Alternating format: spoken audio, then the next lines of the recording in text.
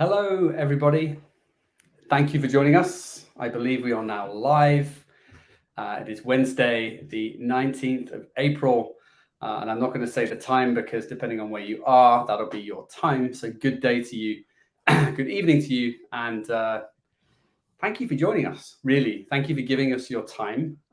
It is appreciated, and it's great to be here.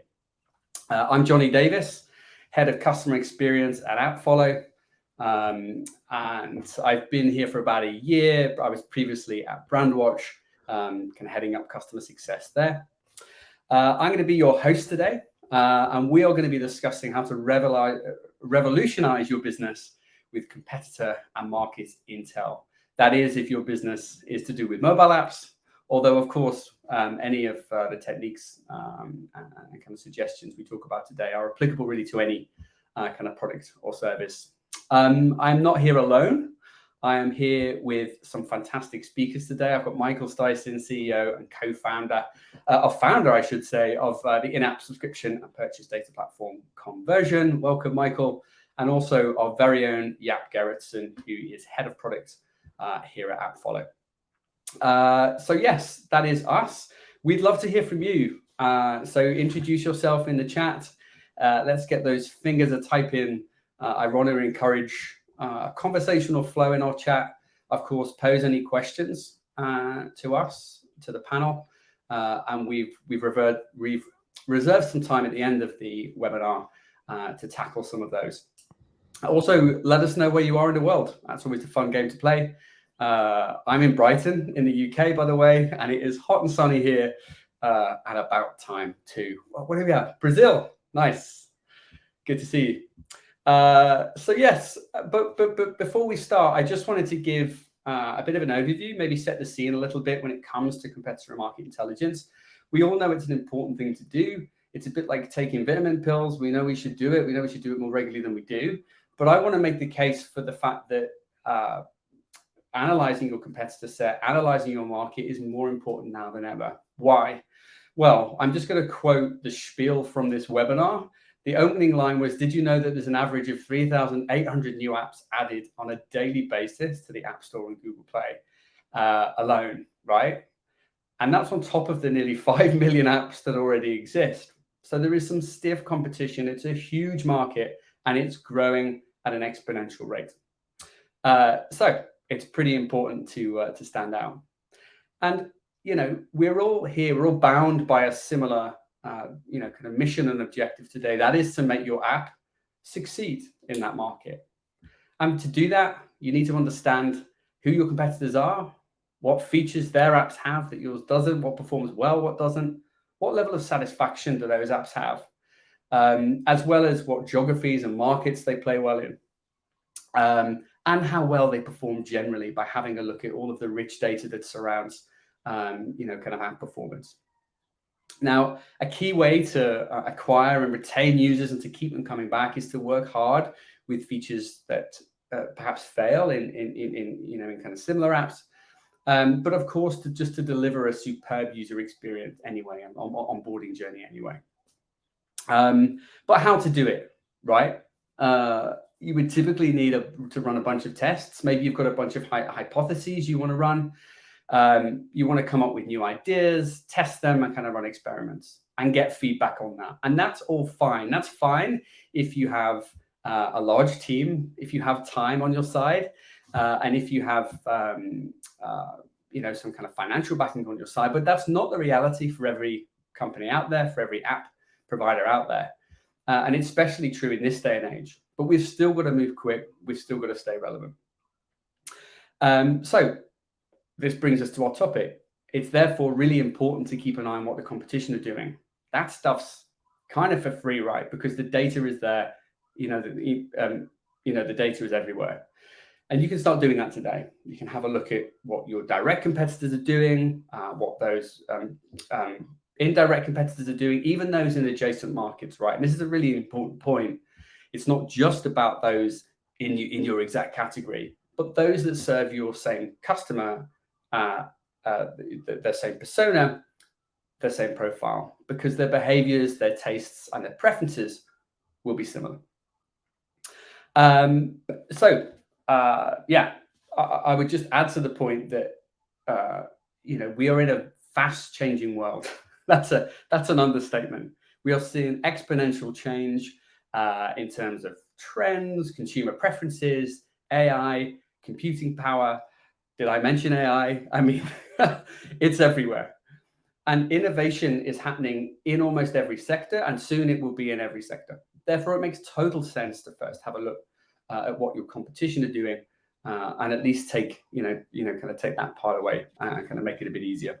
There's tons of way to do it in terms of in terms of research, from traditional market research, focus group surveys, review analysis, even social listening, but also, of course, via smart online tools with amazing data sets, which are really, really accessible.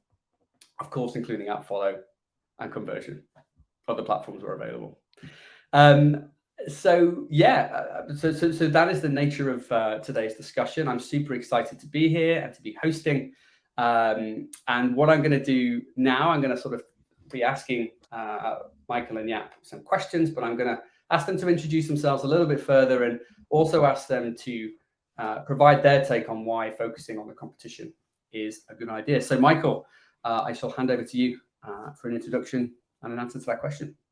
Yeah, sure. So first of all, thank you for inviting me. Excited to be here and to share some of experience I have.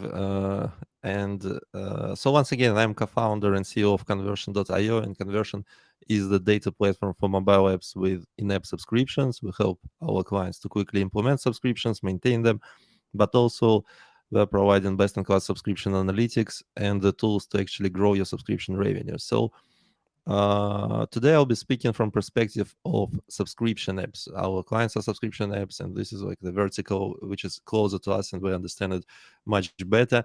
And competitive analysis, like looking at what your competitors are doing, is super important in this category, obviously. And like a couple of notes to make here is that by analyzing what your competitors are doing well, you can improve on their success, and you can ultimately grow your app and revenue much quicker. And you need to understand that there are very large teams behind successful top apps, and they have spent a lot of time, a lot of resources optimizing their onboarding experiences, running A/B testing, optimizing their pricing offers, feature sets, and so on. So it's worth checking what they are doing and using it as a guidance for your app. So you shouldn't be like copying everything they are doing, but it's an easier way to avoid a lot of mistakes and leverage the experience of these large teams to successfully grow much quicker. So I guess, yeah, that's my initial thoughts on the subject. Yeah, that's great, right? And it's a mark of respect if you're, kind of borrowing these kind of well-researched ideas from your competition, for sure. Thank you. Nice to have you here. And yeah, over to you. Yeah, hi everyone. Thanks for hosting today, Jonny. I'm the head of product at AppFollow. I'm based in Copenhagen, originally from the Netherlands. I have a background in design and product, working in tech over 10 years. And at AppFollow, I'm responsible for creating a product strategy, roadmap, making sure we continuously deliver value to our customers. So great to see some of you here. Today, I will share also insights from how you can use AppFollow, monitoring competition, and seeing how your competition, what the response from their user base is regarding feedback and ratings. But I also share my own insights working with our competitors as the head of product. How do we make decisions in what to focus on using the insights we get from analyzing our competitors? Yeah, so why competitive analysis is a must? Well, I thought to actually reverse this question first. When is it not a must? And this got me thinking about a book from Peter Thiel, the founder of PayPal and also Palantir now, big businesses. And he's saying businesses should go from 0 to 1 and try to actually create a place without competition, right? Unfortunately, not all of us have this luxury. We not all have the ability to create a monopoly, to create a new product in a completely new market. But that is the ultimate goal, how to not worry about competition, follow your customers follow your own vision. But surely, as I already said, the reality is we have competition and we need to understand it, and we need to make decisions how we want to differentiate from them. And I think we'll talk more about how to do this and when to do this and on what areas to do this. But just to set the scene from my point of view. Yeah, that's a really nice point. Can I jump in with another quote then? Since you mentioned Peter Thiel, I'd like to mention a quote from Steve Jobs, and so he said it's originally the quote of Picasso, and he referred to Picasso, and the quote of Steve Jobs is Picasso had a saying: "Good artists copy, great artists steal," and we have always been shameless about stealing great ideas. So I think it shows that even such visionaries and product leaders like Steve Jobs were building their products and their vision on top of existing solutions, looking at what others are doing and probably improving from it, not just starting from scratch all the time. Yeah, absolutely. And Jaap, I think it's interesting, you of course always want to be the 0 to 1, but you're only 0 to 1. You only have a monopoly for a very short time nowadays before others catch on, especially if it's a new trend. And then all of a sudden you're thrust into a competitive state. But yeah, it's a really, really nice perspective. And thank you for that quote too, Michael. That's awesome. Cool. Well, where to start if we're focusing on the competition, I guess in this webinar. How do we choose a competitor list? So how do we know who to look at? Yeah, I'll probably come to you first on that one. Yeah, so I think you really need to understand what problem your product or company is solving, and in what industry and space you're playing. Only then, of course, you know who to look out for. And I think you can approach it in two ways. You can make a list of direct competitors and indirect competitors. So to focus first on direct competitors is the most obvious. I would first try to get a broad overview of everyone, all the players out there, and then really focus on the top 3 and to go deeper into those. We'll talk more about how to go about this. And to get to this list, right? First, talk to your customers again. Like maybe they have insights of other products, competitions they have been using before, and also talk inside your company with your sales team, success team, support team. They must surely know what competition comes up in their conversation with customers again. But then, of course, there's plenty of tooling. We'll go again more into detail there. But here it's great to use App Store ranking, SEO to see what competitors come up there. Just an example of indirect competition. I like this example from Netflix.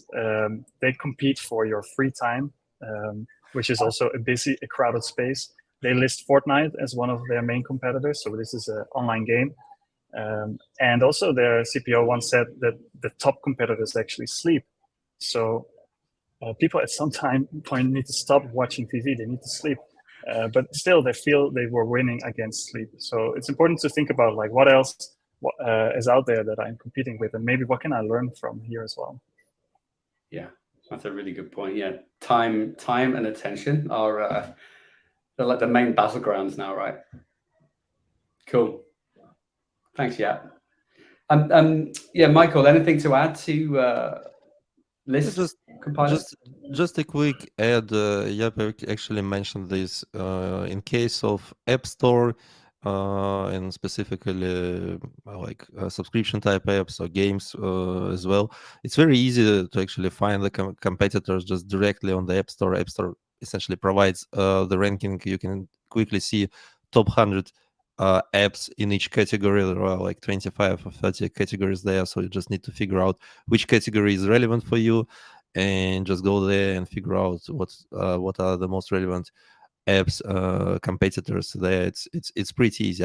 I'll probably be showing how it looks like on the App Store a little bit later. I have a couple of slides prepared to share. Yeah, and for any one of you not working in the mobile app space, there's also plenty of other review sites that kind of act as a store where you can see who the top players are in your industry or your space, and also combine them with user feedback, why people like these apps. Yeah, absolutely. Yeah, I think kind of user feedback is just such a powerful data source, and you can get that from a lot of different places, but it's what users are actually saying, sometimes with a pinch of salt, because they could be heated and in the moment if something's not working. Something's not working for Livestorm for one of our customers right now.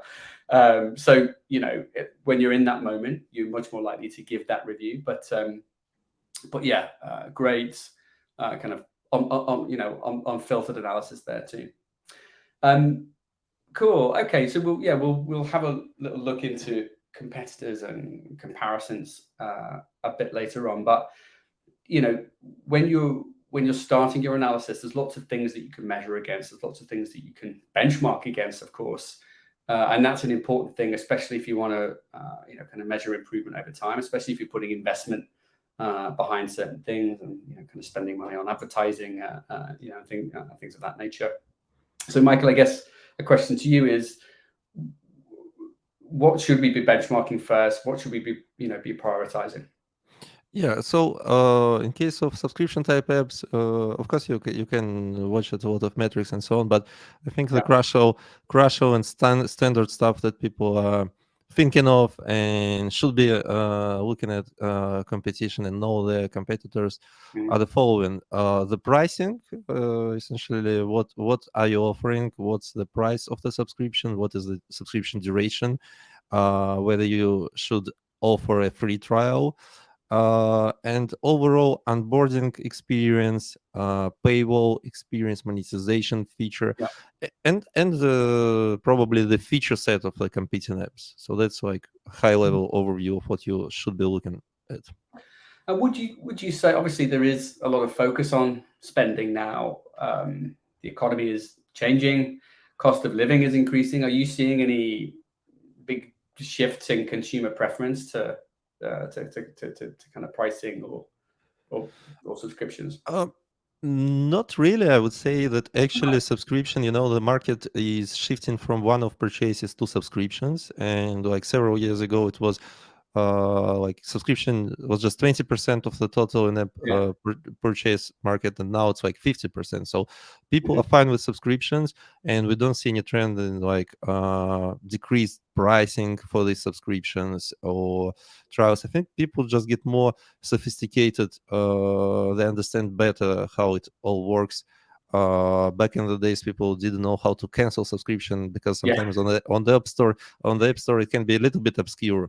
But now people kind of know what's going on, so you shouldn't be tricking your users into subscribing. You should be just building good product, provide good onboarding experience, have clear paywall showing the feature sets and so on.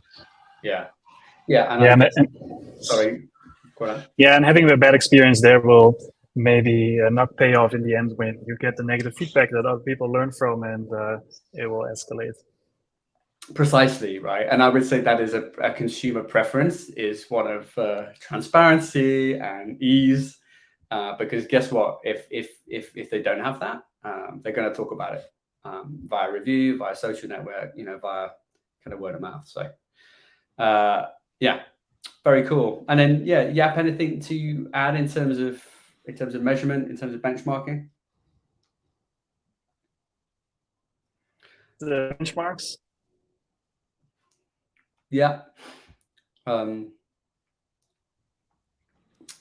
Just wondering if you've got anything just really to add around what are the kind of easier things to measure?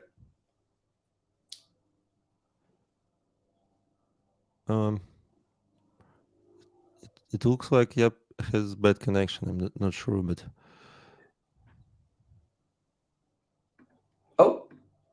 we've lost him. He didn't like the question. He didn't like the question. Fair enough.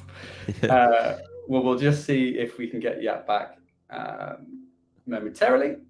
That is fine. Michael, I guess you and I can can kind of move on here. Yeah, maybe we can. While I have an opportunity, I can share like a specific example of using competitive research for subscription apps. Just give me a second. I actually have a couple of slides to show there, so to be more specific. So sharing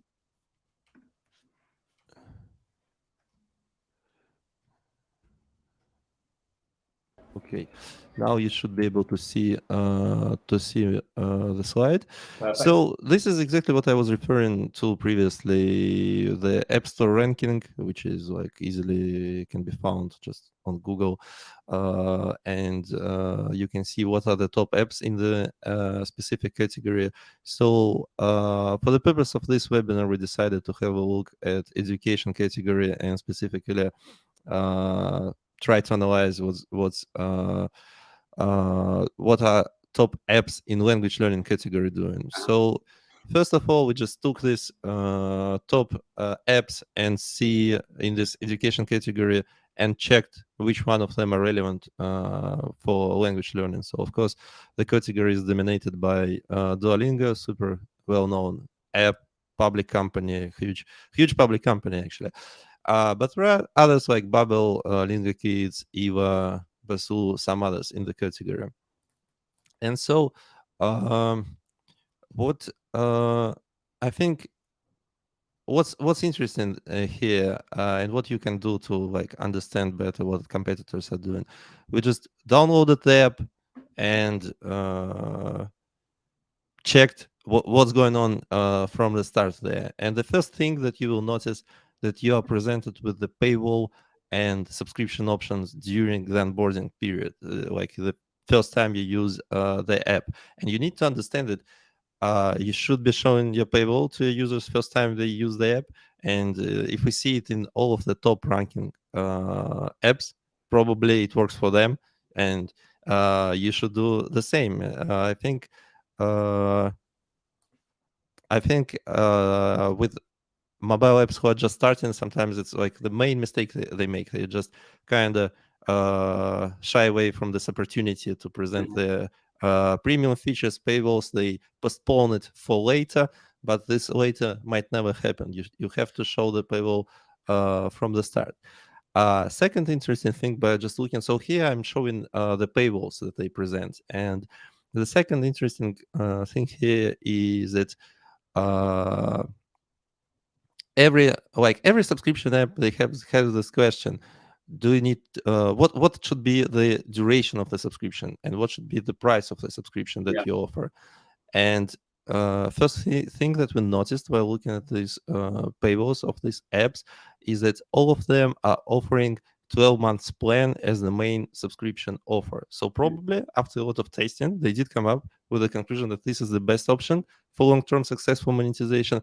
And so once again, it might be a good idea to take the lesson to your app if you are building the app in this category with some similar features. Now, what's about the price for these annual subscriptions? We see that the price for all except one of these top 6 apps in the category for the annual subscription is within 80 to 90 euros. So I don't think this is a coincidence. Like the price difference between 6 apps lies within like several percentage. So this is something tested for the category, proven to work, proven to convert well, and users are willing to pay this price for high quality language learning app. Another thing that we can notice by looking at these paywalls is most of them actually show how much it costs per 1 month for the annual subscription. So they just divide the price by 12 and show you the monthly cost. It's required to also show the total price charged by App Store rules, but App Store reviewers, they don't mind if you also include this monthly price estimate. And you can see that everyone is doing this. You probably should be doing this as well. Another point, you can see that all of them offer more than just one plan. 4 of 6 apps offers 2 plans at least. So what you should do, probably should start with 2 subscriptions from the start if you're just launching the app. And what can be the alternative plan? 4 out of 6 offer 1 month subscription as an alternative plan. And in this case, it's actually very easy to compare this cost of the subscription per month to the annual subscription, because they also show how much it costs per month for the annual plan. And this makes look the annual plan like a bargain, like a very good deal. It's like 50% cheaper compared to the monthly subscription. So they're increasing the conversion of their main offering, the annual subscription plan, by showing this secondary plan, which is significantly more expensive. And yeah, just another thing to mention here is many of apps are offering free trial.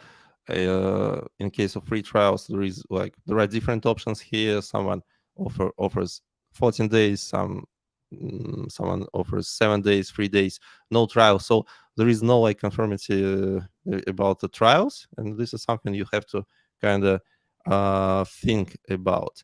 But essentially, just by looking at the first paywall that they are showing, what we can learn from this, that you need to show paywall during the onboarding process. That if you are in this category, you should be probably go for annual subscription as the main in-app product. You should show cost for the month, and alternative product can be monthly subscription, which can be like 50% more expensive. And I think this all have been tested and works well for these top apps. So once again, if you're in this category, you don't need to invent the wheel. This is like the playbook that you can take and use. So that's I think that's for that question and for that example, that's it from my side.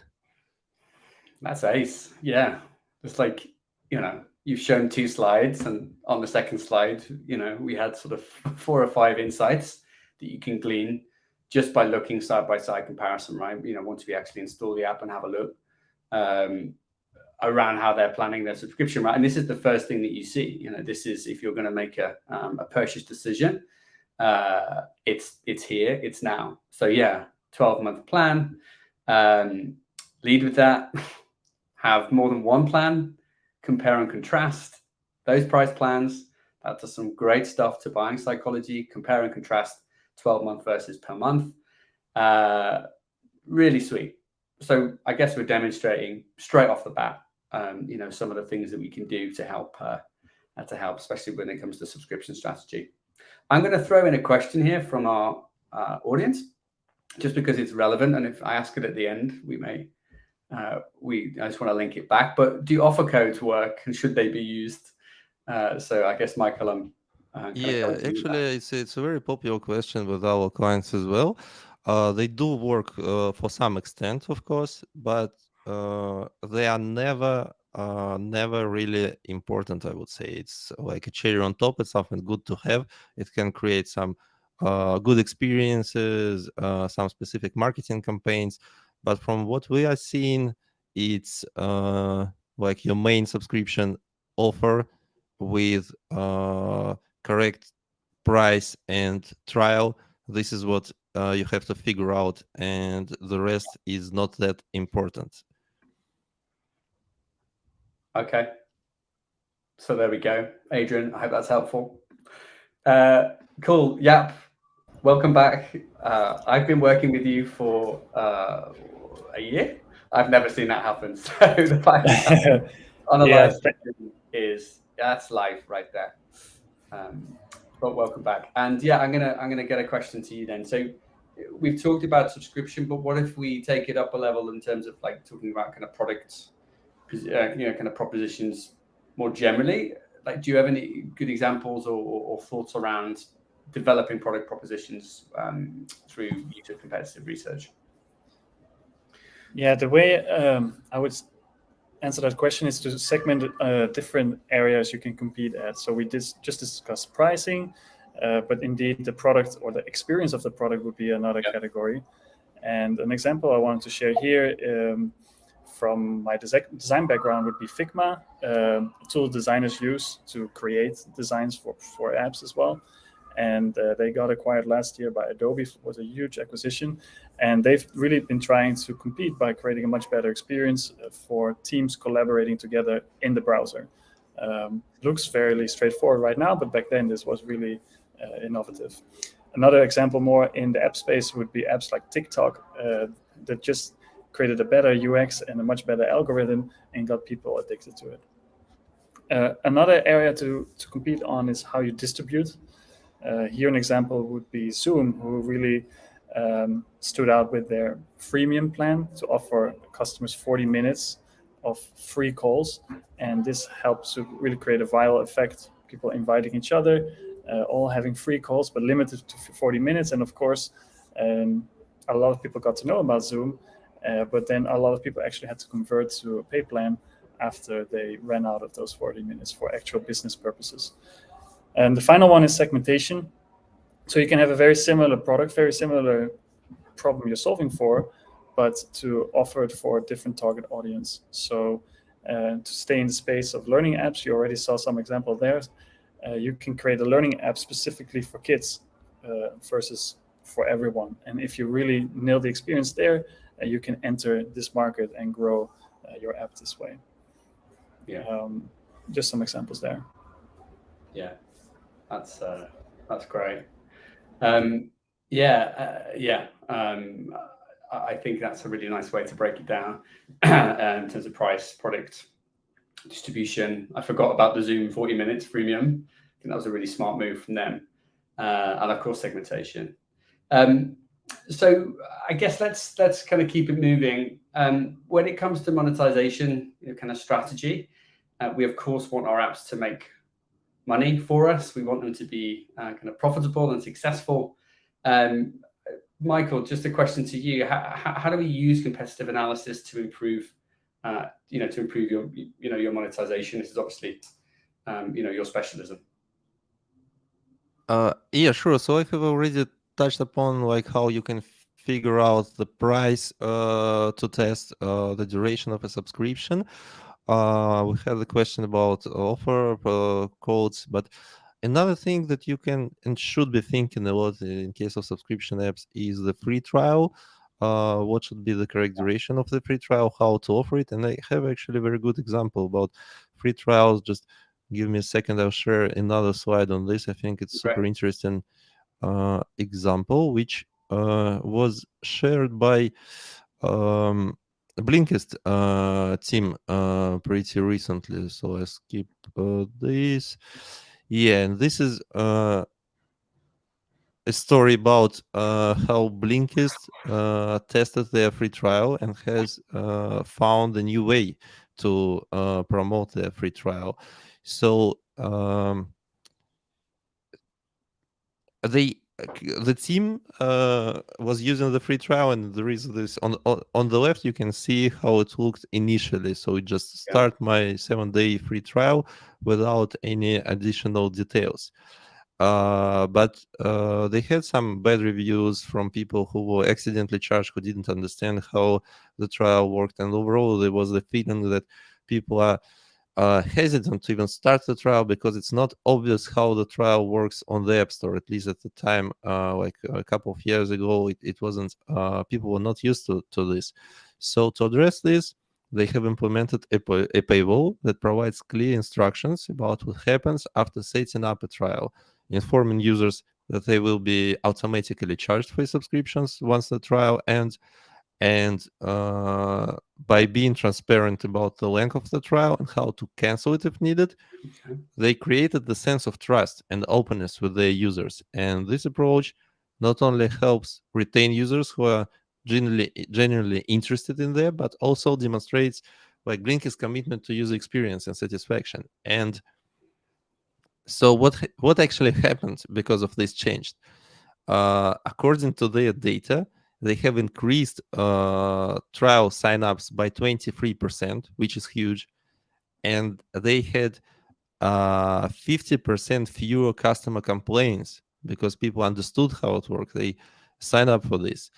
And another thing that happened, they saw 74% increase in push notifications opt-in, which is also huge because it's important to have this opt-in to be able to send additional information, engage your customers, and so on. So it was positive changes all around. And now getting back to our like topic of looking at competitors and maybe getting some inspiration from them.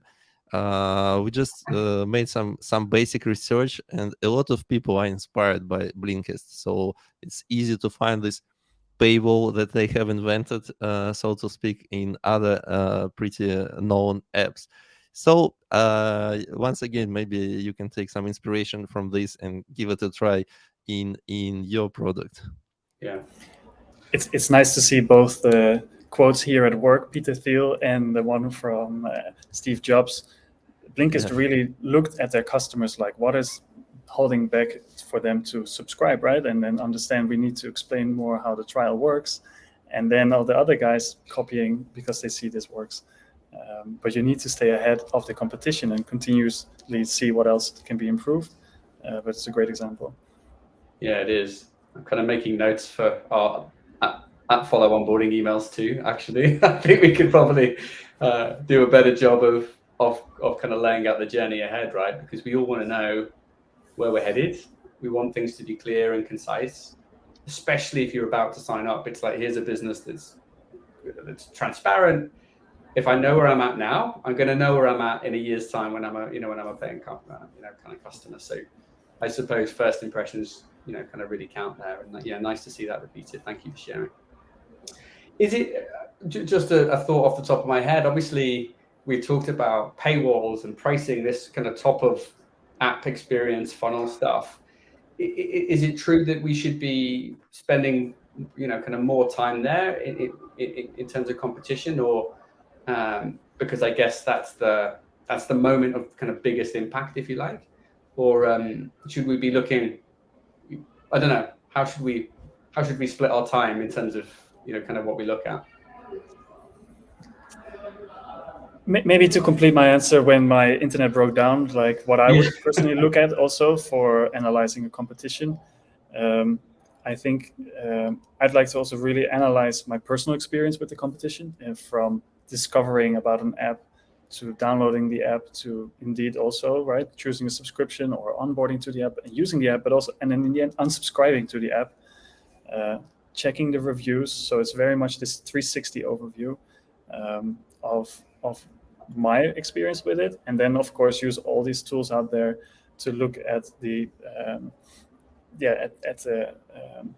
the competition at scale. So you can, right, like, it's much easier to do an experience overview yourself, but what about it at scale? So what are users saying about it? What's the rating? How does it rate indeed in the stores, as we discussed? And then use these two ways of looking at it to make a top 3 list of what are their main positive points and the negative points. And then you can use this for your own positioning to compete with certain points and to differentiate with other points. Yeah, because I guess it's not always about competing and comparing, right? It is about differentiating too. Exactly. Kind of standing out. It's a really nice point. And I guess, something that's important to talk about just from a kind of business culture perspective is, hoping, making sure that competitor analysis and the voice of the customer is on the agenda in your business, especially if you're more of an established business with perhaps kind of multiple apps. I think it's important that this analysis has the eyes and ears of the business, so that it continues and so that you can develop that kind of research practice too. I think a great tool and great data is one thing, and you may be sat in your business super passionate about being able to tell a story about how you can build this next great feature, functional kind of monetization strategy idea. But I guess you need the buy-in from your team and from those above you, and the ones that invest in your team and the app. So I don't think we can help with that necessarily today. Every business is different. They all have different cultures and and strengths. But I guess putting together compelling data, telling a story, showing some side-by-side analysis, I think is a really nice and powerful place to start from. Yeah, and let me briefly share the screen to show how AppFollow actually here can help, following on the same apps Mike has been talking about in the language learning space, to give an example of how you could do this then at scale.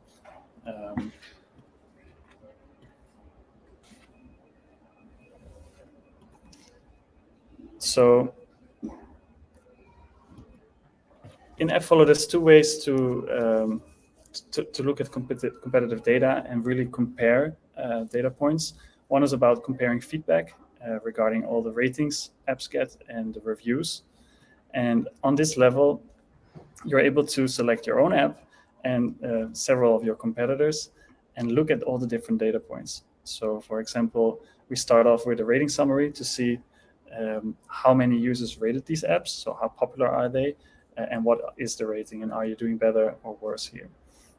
So here you can see the selected apps actually are quite similar.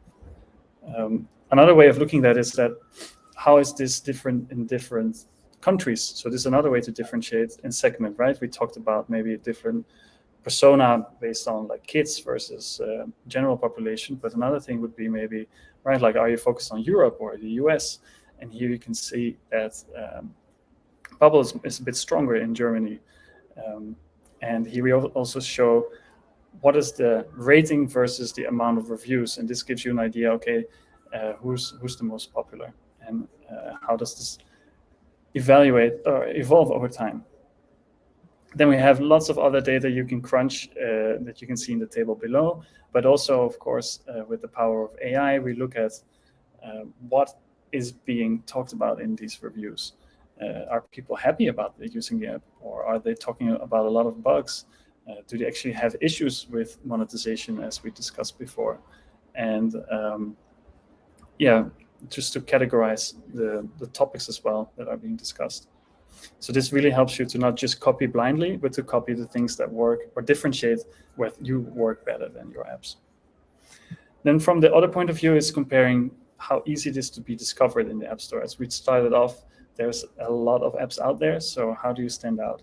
And this is a great way to do also discovery on who's out there. Here I selected, again, similar apps. And we show you a score of how we think the performance of your visibility scores. This is based on ASO data regarding search visibility, but also, again, we take here into account your ratings and reviews because we believe it will improve your visibility. And also if your app gets featured or if it often gets updates. Here again, we give an overview on where in the world these apps rank well and how they rank over time. Again, we go in more detail for what kind of keywords perform well and to compare the visibility with the amount of keywords that are ranked. So just to see maybe also which keywords you could go for because maybe there is more space for it. I'll stop here just to kind of show how you can use the data we have available specifically for apps if you want to get deeper into understanding your competition. Nice. Thank you, Jaap. Yeah, I guess analysis and kind of coming up with those insights is an important first step. Cool. We've been running for nearly 45 minutes, which I find hard to believe. It's gone incredibly quickly. But I've got a couple more questions, which I'm really keen to ask you. I guess we've been talking about what you should do a lot, but I'm keen to know what things would we avoid. Are there any common mistakes that we see when doing competitor analysis and when kind of launching something new that we could perhaps avoid? So Jaap, I'm going to come to you just to start with. Yeah, as we mentioned already a few times before, don't copy the competition blindly. Make sure that you figure out if it works for you as well and why it works for them. You often see only the surface of a feature. You don't know what research went into it, why they decided to do it. And I think the best way to decide if it works for you is to approach every change to your product with the proper research to understand what's the risk of just implementing this versus what hypotheses do we need to figure out to see if it works for us in our context. Yeah, Michael, how about you? You wanted to add it as well here, I think. Yeah, so Actually, I just agree with what you are saying. I think you should be copying blindly once again, but to avoid it, you should do A/B testing. That's the best way to avoid it. You should copy some stuff, should get some inspiration, and you should just measure it. And if it doesn't work for you, if it works for someone else, it doesn't mean it will work for you. True. And the best way to figure this out is just A/B test as much as possible. There are some limitations on A/B testing as well. You have to understand whether you have enough users to test these features. But overall, A/B testing is how you can avoid copying something that you don't need. Yeah, and here my advice would also be to sometimes the feature is very hard to implement. It takes a lot of time. It's a complex code involved. And then to actually build all that and then A/B test, you of course invest a lot of time. How can you A/B test maybe earlier, right? Without all this effort, maybe you can do what's called like a fake door test. You do as if you have the feature and then actually have a survey to understand the value behind this feature for your customer base and have them sign up for a waitlist. So I think the key here is also to see how can you learn the fastest way to reduce the risk and then move forward to the next step. Very cool. Wise words, gentlemen. And then finally, have we got time? I'm going to ask it anyway. I mentioned the pace of change at the start of this webinar. I also mentioned AI.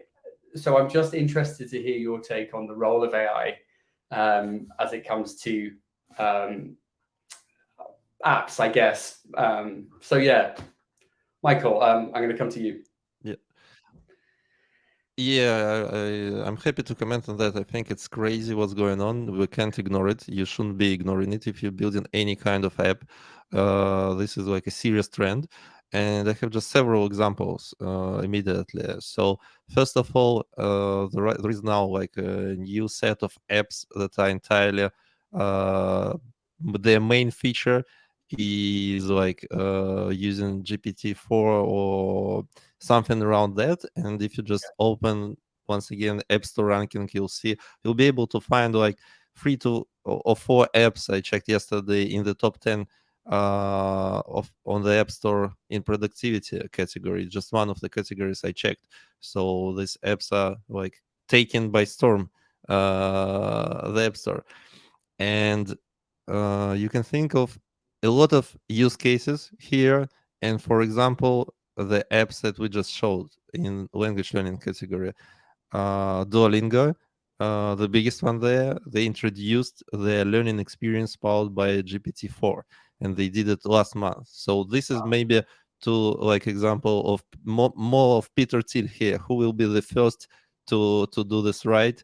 And I think the whole industry can change. Like language learning can change completely, but many other categories can change completely by AI. So you shouldn't ignore it. At least look at what others doing, and maybe try to create something new with that.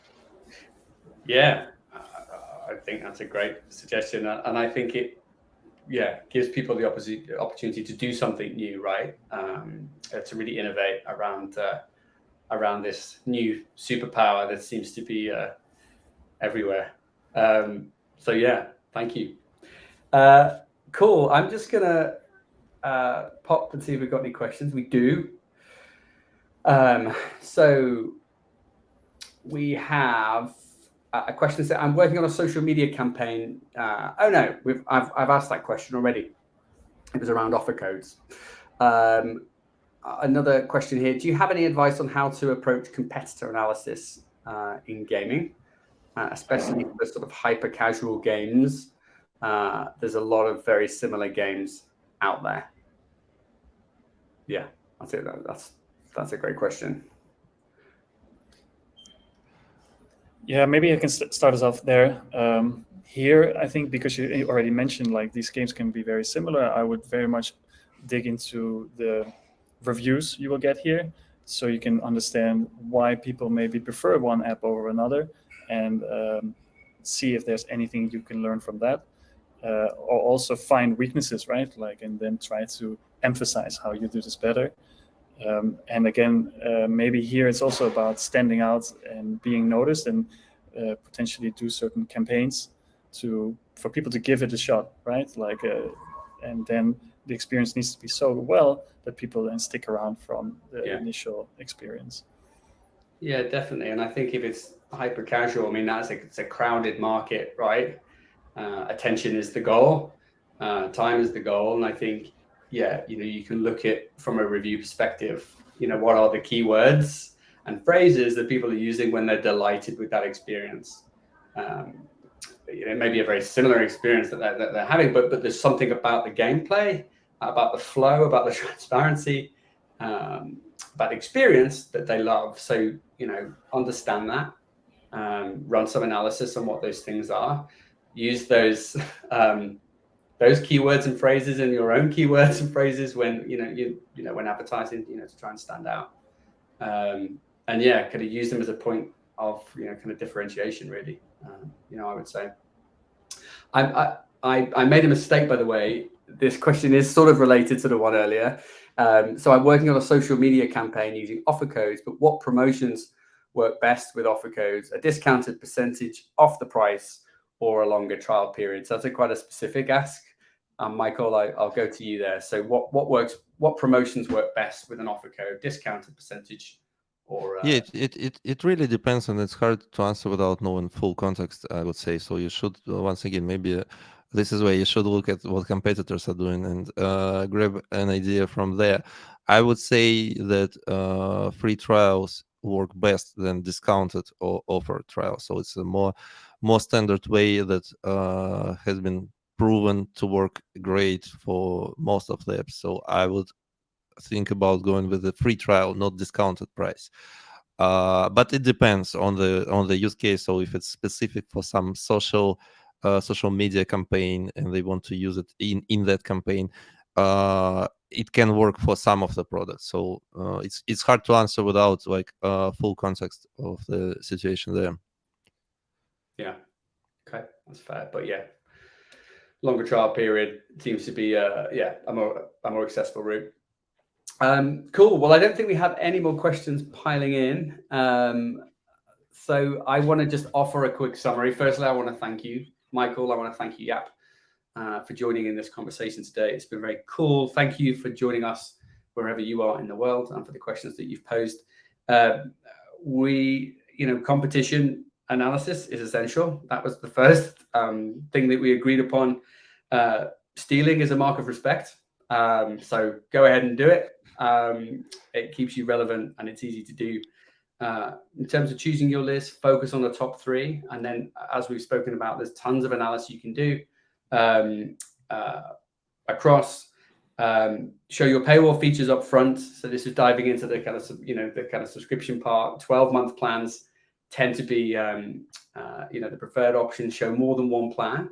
I think was a really interesting one, and show the price differentials. First impressions matter, I think, was definitely a theme from today. The example from Blinkist, I think, was great in terms of building trust, transparency, letting users and potential customers know what's ahead of them. Hey, you look like a good customer to do business with. I'm in. That's very much a consumer preference. Yeah, you took us through some AppFollow analysis, which is great. And I think that was linked to this thing about creating compelling analysis and telling a story to those around you in your team, through management layers to help get investment and kind of resource needed, to develop things further. And don't just join in. Don't do the dad dance, as I like to call it. Come up with your own moves. And if you're not sure what those moves are, test, which was your point, Michael, of course. It avoids you making mistakes. And it's a relatively, kind of straightforward thing to do, depending on the nature of the change and the feature, of course. And AI is big. It's quick. I'm not going to use the word scary, but it is. You'd be foolish to ignore it. It is going to shake things up, and I think let's run some analysis, all of us, on what our competition are doing. It's the same for for AppFollow and our competition. It's the same for you and your apps. So let's keep an eye out. And that's taken us almost to time. So I just want to say thank you once again, and thank you to everyone who joined us today. Thank you, guys. Cheers. Thanks, everyone. Bye. Thanks. Cheers, Adrian.